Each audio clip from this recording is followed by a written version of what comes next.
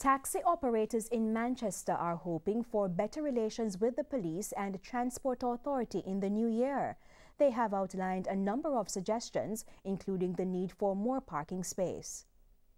Sometimes we're leaving out of the park and they're saying we cannot pick up or drop off within certain meters of the park. Now, if I'm in the park for at least an hour, hour and a half, and I'm driving out, I can't stop nowhere here and pick up a passenger. I think that is stupidness. And reason for that, I mean, it's a working vehicle. And if I don't pick up people, I cannot maintain my family, I cannot maintain my vehicle. Wear your uniform.